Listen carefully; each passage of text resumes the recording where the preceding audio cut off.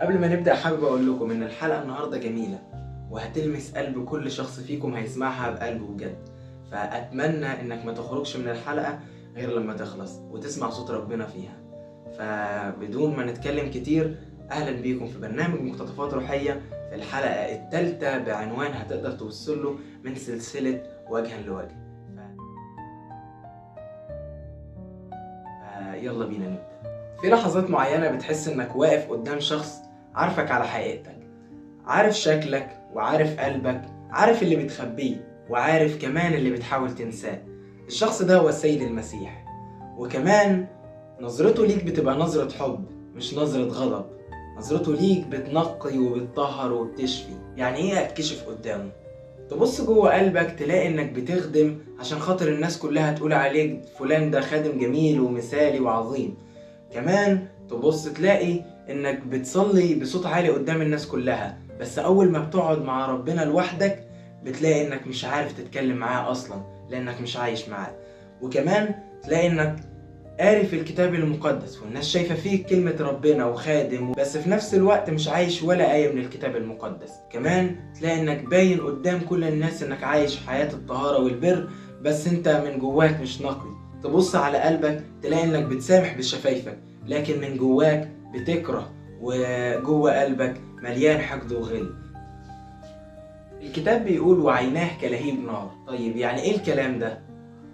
يعني عيون مش بس بتشوف لكن بتحرق الكذب وبتفضح التمثيل وبتوصل لحاجات جواك انت نفسك مش عايز توصل لها.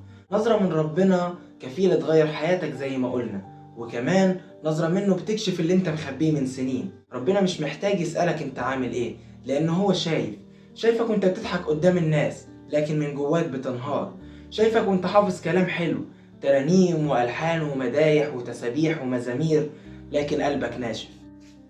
عارف اللحظة اللي بتحس فيها انك كويس واقف وخادم وحافظ وبتصلي، بس اول ما بيجي حضور ربنا وبتحس بوجوده بتكتشف انك مكشوف قدامه، مش قدام الناس لكن قدامه هو.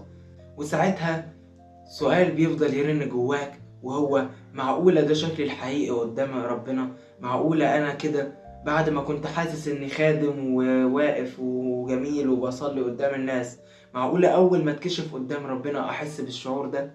اللحظة دي يا تهرب يا تنكسر قدامه، يا تكمل تمثيل يا تقع وتسجد له وتقول يا رب اكشفني، انا مش عايز استخبى تاني وطهرني من كل الخطايا اللي انا فيها.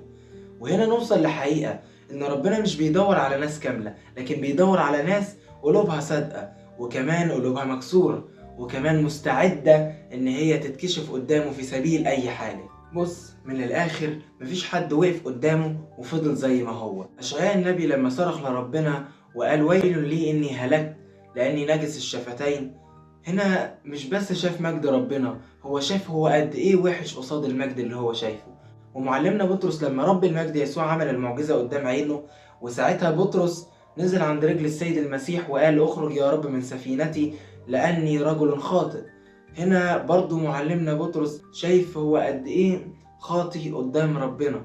العظيم يوحنا الحبيب لما شاف الرؤيا في جزيرة بطمس وقع على وشه زي الميت، مش من الخوف لكن من العظمة والبهاء والمجد اللي شافه.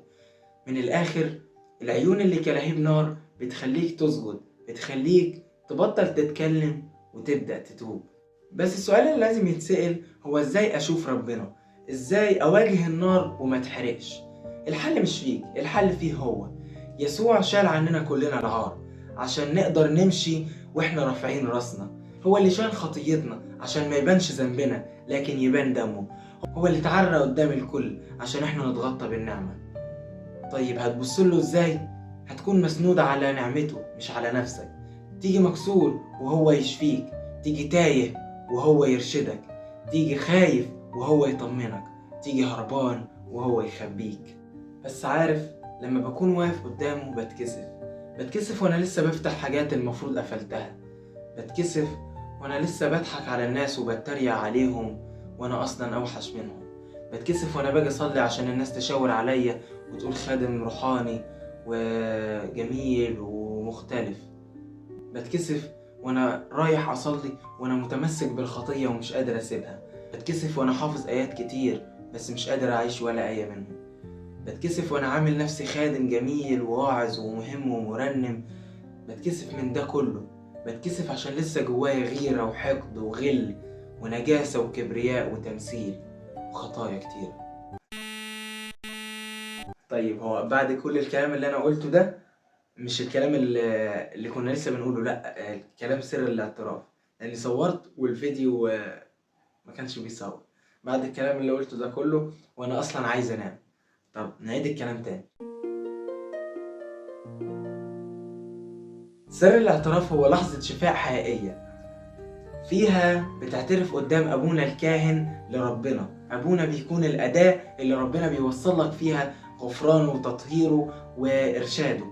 أنت محتاج أبونا يرشدك، محتاج إنه يفهمك مين ربنا، محتاج إنك تعرف إزاي تقرب لربنا، إزاي تكلمه وإزاي تعمل عشرة معاه، إزاي تصلي له.